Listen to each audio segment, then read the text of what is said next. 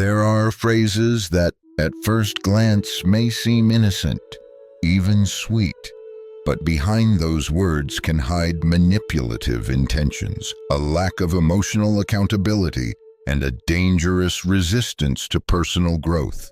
And when a woman ignores these signs, she risks falling into relationships that drain her energy, cloud her judgment, and disconnect her from her inner power. Carl Jung, the renowned Swiss psychologist, spoke of the shadow unconscious, a deep part of the psyche where we bury the traits we deny in ourselves and often project onto others. In relationships, this is where toxic patterns tend to take root. That's why recognizing the words that reveal these behaviors early on is crucial to prevent long-term harm. In this video, I'll show you 5 phrases that, if you hear them from a man, should raise red flags. Because this isn't just about avoiding conflict. That would be superficial. It's about realizing that sometimes behind a seemingly normal conversation, there's a psychological game being played, one that could cost you your emotional peace and self-mastery. Seneca once said, "It's not that we have a short time to live, but that we waste much of it. And often, we waste it on people who don't deserve it." So pay close attention, because each of these phrases carries a deeper and more dangerous root. Ignoring them could lead you into a draining relationship where you lose your focus, your self-worth, and, most importantly, your connection to yourself. And believe me, no woman who respects herself, who has worked hard for her peace and discipline, should tolerate these dynamics. Stay with me until the end, because beyond helping you spot these phrases, I'll show you how to respond with strength, emotional intelligence, and without losing your center. Let's begin. You have to accept me as I am. At first, it may sound like a statement of authenticity, even vulnerability, but be careful. When a man uses this line to justify harmful behavior, it becomes one of the most common and dangerous red flags. Carl Jung taught us that self-knowledge is the beginning of all wisdom. But he also made it clear, true growth begins when we stop making excuses and start integrating our shadows. When someone hides behind "that's just how I am" to avoid change, you're not dealing with someone authentic. You're dealing with someone who refuses to evolve. This phrase usually appears once you've already noticed troubling behavior, emotional manipulation, avoiding responsibility, or even passive-aggressive actions. And the worst part, when you try to talk about it, he plays the victim or blames you for trying to change him. But here's the truth. Accepting someone doesn't mean tolerating the unacceptable. True authenticity isn't about staying the same. It's about having the courage to grow. As Marcus Aurelius, the Stoic philosopher, said, "The perfection of character is to live each day as if it were your last, without laziness, without pretense." A conscious woman, one who's committed to her growth, shouldn't carry the burden of a man who refuses to grow. Being in a relationship like that is like rowing a boat alone while he won't even step in. Accepting this phrase without questioning it dooms you to a future of repeated excuses, broken promises, and a dynamic where you do all the emotional work. Remember, the Stoics also believed our environment shapes our development, and if the person you share your life with doesn't help you grow, they're only holding you back. So the next time you hear this phrase, don't be fooled by how deep it sounds. Ask yourself, is he really willing to look inward? Or is this just a sophisticated excuse to avoid change? Because if his words hide a constant resistance to growth, a denial of responsibility, and a defensive attitude toward improvement, you're looking at a pattern that will only get worse over time. And that's where it gets serious. Accepting that phrase is only the beginning. After that come other subtle but destructive behaviors. You'll slowly find yourself trapped in a dynamic where you're the one adjusting, sacrificing, and making space, while he stays exactly the same. Protecting your peace is not selfish. It's self-care. You're not here to save anyone. You're here to share your life with someone who also wants to grow, who recognizes their flaws and has the courage to work on them, just like you do every day. Someone unwilling to change doesn't just stall their own growth, they also hold back yours. Stay true to your values and act with integrity, even when your emotions beg you to stay. Because what comes next is even more delicate.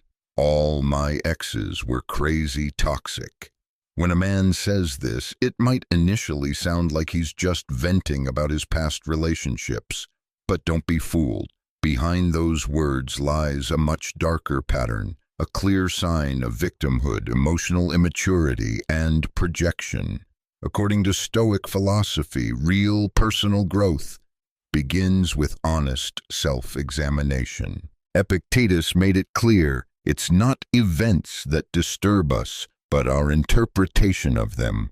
So if a man always blames his exes for everything that went wrong and never reflects on his own part in the conflicts, chances are he's avoiding facing his own reflection. This is where deep psychology comes into play. Carl Jung taught that what we don't make conscious ends up controlling us from the shadows. And often, men who speak poorly of all their exes are really projecting their own unresolved flaws. This phrase reveals a dangerous mindset, that of the chronic victim. People who keep repeating this narrative rarely take responsibility for their actions. Instead, they recycle blame, dramatize the past, and unconsciously expect you to become the only one who won't disappoint them. But beware, no one escapes their shadow unless they're willing to face it. The real question here is it truly possible that all of his exes were toxic? Or could it be that there's a pattern he refuses to acknowledge? A conscious woman who knows her worth and has learned not to betray herself must ask this question seriously. Jung said, "What we deny submits us." And being with someone who doesn't recognize their emotional responsibility is like building a house on sand. No matter how hard you try to create a healthy relationship, he'll keep acting out the same unconscious script. And the worst part, sooner or later, the story he tells about his exes will be told about you. Because someone who needs to play the victim will always find a new person to blame. Being in such a relationship is like rowing a boat with a leak. No matter how much love you pour into it, it will always be sinking. This is where emotional discipline is essential. Look beyond the words. Ask yourself, has he ever spoken about what he did wrong in past relationships?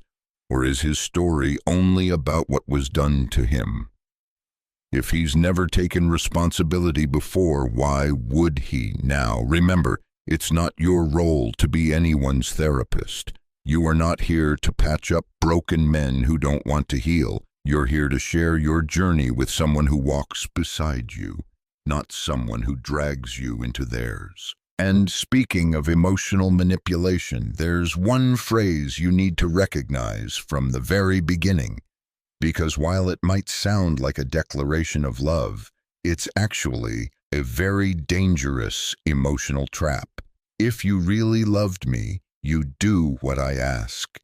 This is one of the most subtle and most damaging forms of emotional blackmail.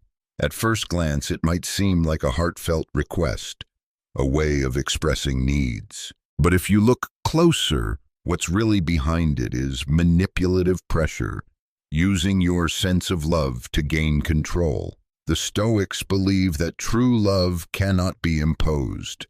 It must be chosen. It should be built on freedom, mutual admiration, and respect, not guilt or coercion.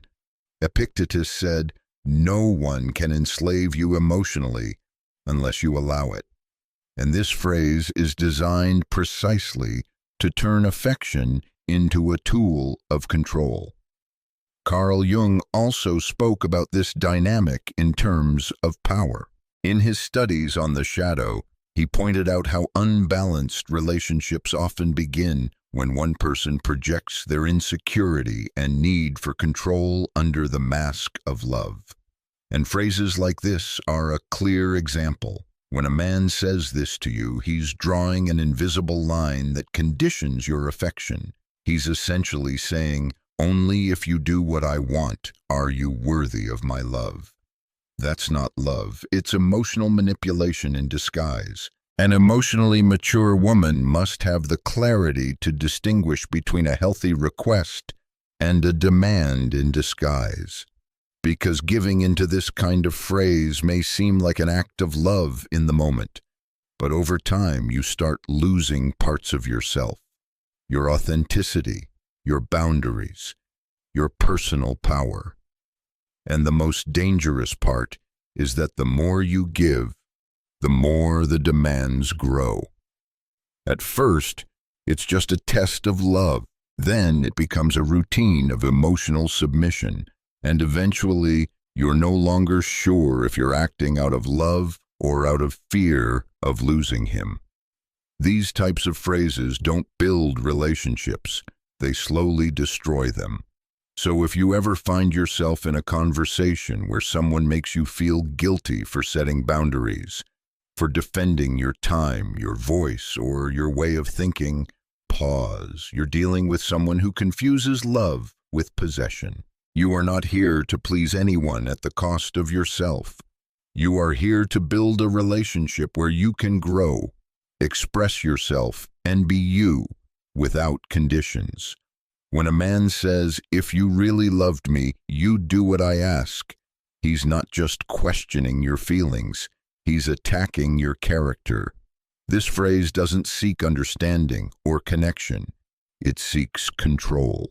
It's a masked attempt to override your will, using guilt, erasing your personal boundaries in order to impose his own. Carl Jung said that real love is neither possessive nor manipulative. It is a conscious act of shared freedom.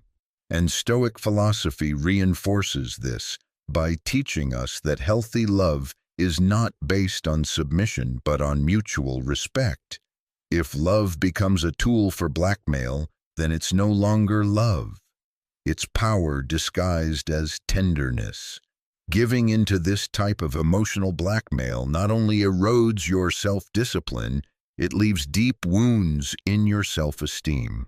A woman who has worked on herself, who knows her worth, and who values her inner truth must not betray what she knows is right just to avoid conflict. Because every time you give in against your will, you distance yourself further from who you truly are. And the most dangerous part is, if you allow it once, the tactic will be repeated.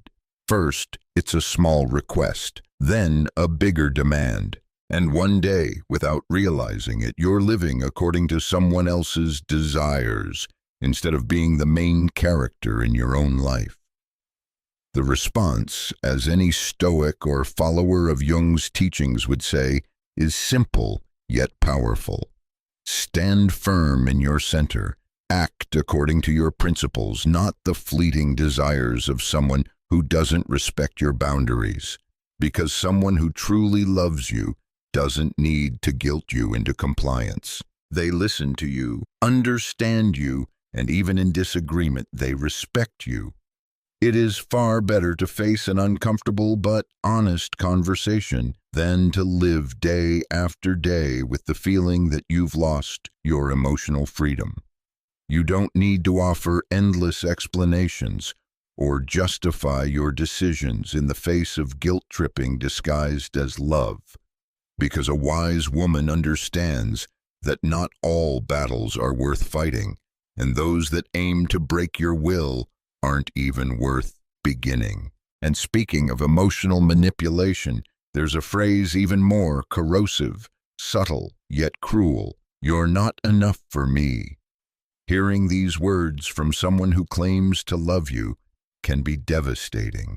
It's a phrase that doesn't just hurt, it attempts to dismantle your self-worth at its core. It's not just a criticism, it's a direct attack on your identity, your value, your essence. Carl Jung explained that many people project their inner dissatisfaction onto others, and this phrase is a pure projection. When a man tells you that you're not enough, he's not really talking about you. He's talking about his own emptiness, his distorted expectations, and his constant need for control. He's trying to make you feel small so that you become dependent on his validation. Stoic philosophy reminds us that our true worth doesn't depend on the judgments of others, but on our virtue, our actions, and our inner coherence. Marcus Aurelius said it clearly, "Do not let another man's soul rule over yours."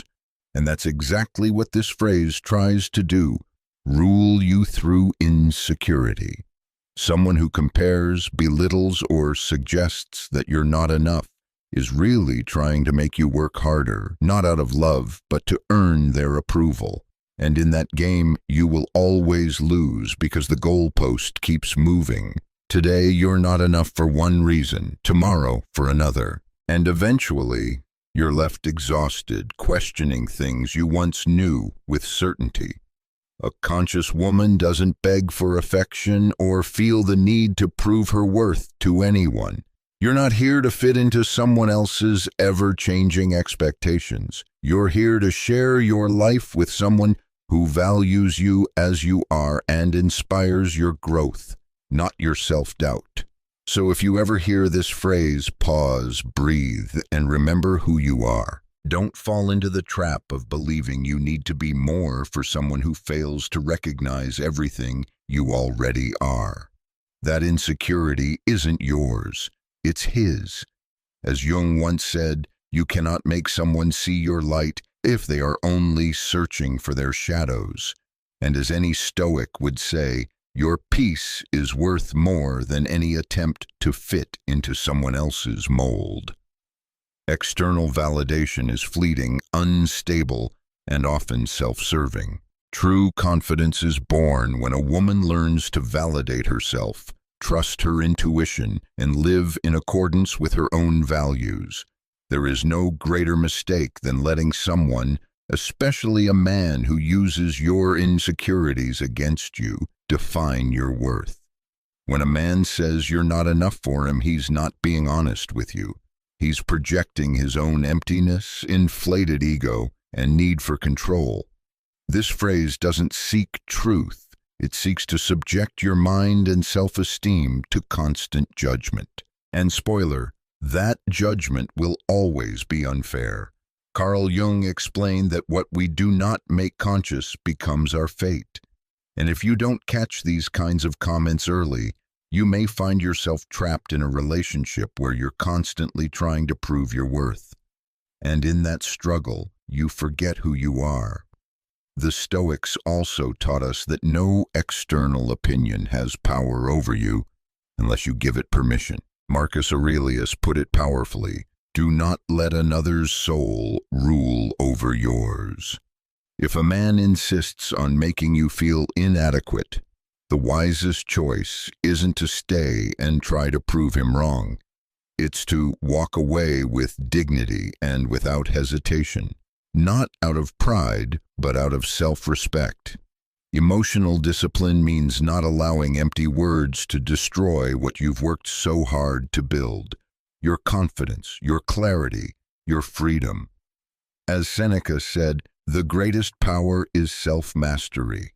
And that mastery begins the moment you decide not to accept emotional crumbs disguised as constructive feedback.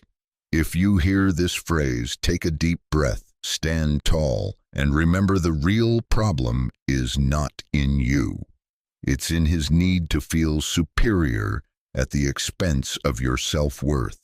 Walk away knowing your value is not measured by anyone's standards, especially not by someone who can't see your greatness. And now we arrive at the last phrase, Possibly the most dangerous of them all, "Do whatever you want," said with a passive-aggressive tone. If a man says this with irony, coldness, or resentment, he's not actually giving you freedom. What he's doing is setting an emotional trap, trying to make you feel guilty for making your own decisions. He's not relinquishing control. He's disguising manipulation as permission. Carl Jung spoke of the hidden ways people manipulate from their shadow. This phrase is a perfect example. He's not saying what he truly feels. He's not expressing what he thinks, but he expects you to guess.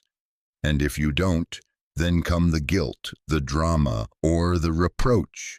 Stoic philosophy teaches that healthy relationships are built on clear and direct communication. Seneca summarized it perfectly.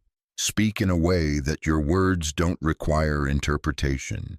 When someone speaks to you in riddles with double meanings, they're not communicating. They're emotionally manipulating.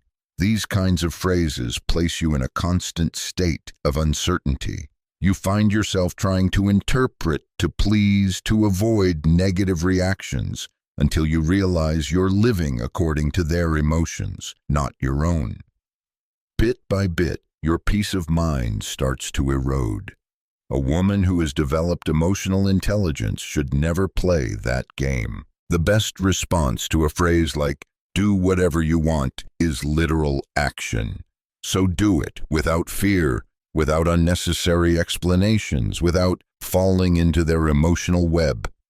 That single act breaks the cycle of manipulation and forces the other person to either grow up, be direct, or sit alone in their passive-aggressive silence, because you're no longer available for emotional games.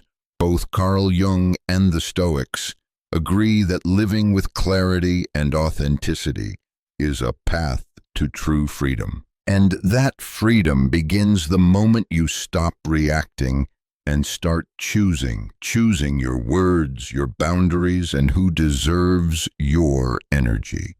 Responding with clarity or walking away from a conversation laced with ambiguity isn't cold. It's emotional intelligence. It's a way to break the manipulative cycle and draw a clear line that says you won't allow anyone to toy with your emotions. The Stoic attitude toward these situations is simple and powerful. Don't try to decode what someone doesn't have the courage to say directly. Ambiguity is a tool of control, and a conscious woman, just like a Stoic man, will always choose clarity, consistency, and inner freedom. Stay true to your decisions, act with firmness, and never forget, a man who truly wants to be with you doesn't need to manipulate you, speak in codes, or provoke emotional confusion. Healthy love doesn't hide behind games. It shows up with transparency. Inner peace is built when your thoughts, your words, and your actions are in harmony. And as we've seen throughout this video, those phrases that might seem harmless at first are often very clear warning signs. Signs that, if not recognized in time, can lead you into relationships that drain your energy, your focus, and your very essence. Stoic philosophy and Carl Jung's deep psychology invite us to look beyond the words, to see the pattern, not just the moment, to protect our emotional stability with wisdom, because it's not about judging others,